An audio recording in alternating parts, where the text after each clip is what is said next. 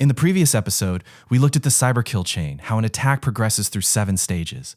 But real-world hackers use hundreds of different techniques within each of these 7 stages. MITRE ATT&CK Framework is a global knowledge base that is now used by every SOC analyst, red teamer, and threat intelligence analyst in the world every day to categorize these techniques. In today's video, we'll look at how this framework is actually structured, how it's used in practice, and why it's now a common language across the industry. MITRE is a nonprofit research organization that works on various projects for the US government. In 2013, they created the ATT&CK Framework, which stands for Adversarial Tactics, Techniques, and Common Knowledge. Disclaimer: for educational, defensive, and authorized security testing only. Always obtain explicit authorization before testing. Simply, it's a massive, publicly available database that systematically lists thousands of techniques collected from real-world cyber attacks around the world. This information comes from real incident reports, analysis by security researchers, and tracked activity by various hacker groups. Biggest advantage of this framework is that it's not a theoretical model. Every technique here is documented as having been used in some real attack. To understand the entire MITRE ATT&CK framework, it is first necessary to understand 3 core concepts: tactics, techniques, and procedures, which are collectively abbreviated as TTPs. A tactic answers the question, why? It represents the attacker's objective behind a specific action. For example, initial access is a tactic, meaning the attacker's goal is to gain their first foothold inside a target system. A technique represents the how behind an attack. It defines the specific method used to achieve a tactic. For example, an attacker may use phishing to achieve the initial access tactic. Here, phishing is the technique. Finally, a procedure is the most specific level. It describes exactly how a particular threat group implements a technique, including the tools they use, the commands they execute, and the sequence of steps they follow. Think of it as a detailed recipe for carrying out the attack.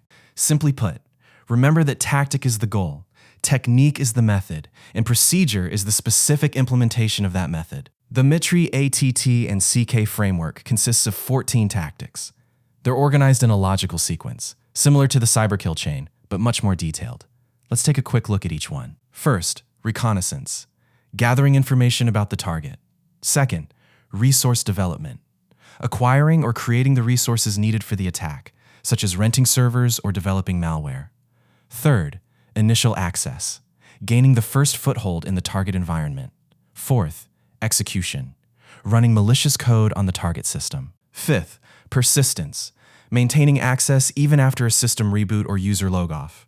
Sixth, privilege escalation, obtaining higher privileges than initially granted. Seventh, defense evasion, avoiding detection by antivirus software and other security tools.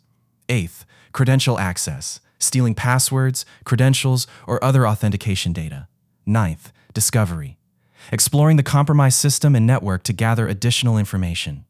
10th, lateral movement, moving from one compromised system to another within the network. 11th, collection, gathering and organizing the target data. 12th, command and control, maintaining remote communication with the compromised system.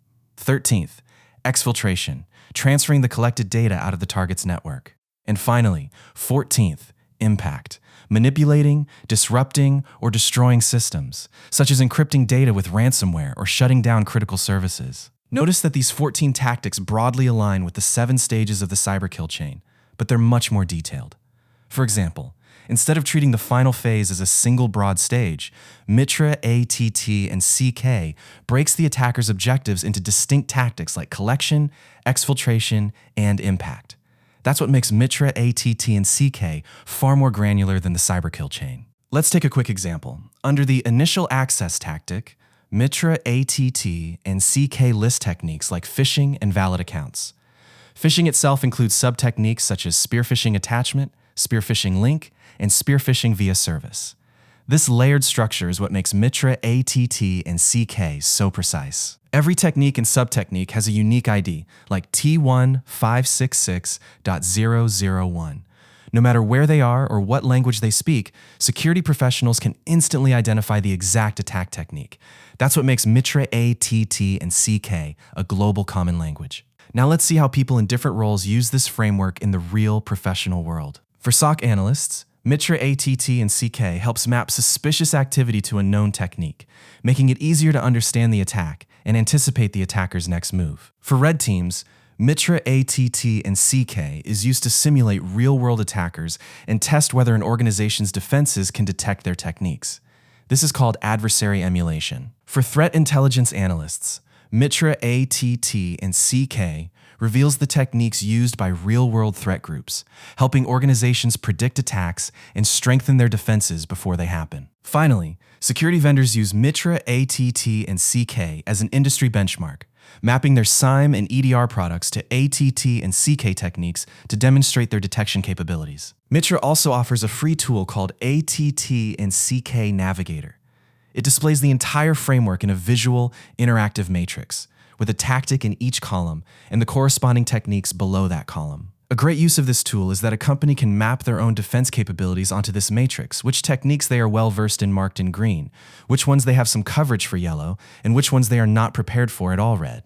By looking at this visual map, a security team can easily understand exactly where the gaps are in their defense strategy, and which techniques they need to work on first. It's a practical application of attack surface reduction from the previous episode, but in a more data-driven way. For example, an attacker enters through spear phishing, steals credentials, moves across the network, and exfiltrates sensitive data. By mapping each step to MITRE ATT&CK techniques and IDs, security teams can analyze, compare, and share the attack using a common language. In short, Cyberkill Chain shows the overall attack flow, while MITRE ATT&CK provides the technical details behind each step. Together, they give security teams a complete picture of an attack. That's a complete overview of the MITRE ATT&CK Framework. In the next episode, we'll dive into the NIST Cybersecurity Framework. Subscribe to the channel and follow along as we cover the entire cybersecurity roadmap, step by step.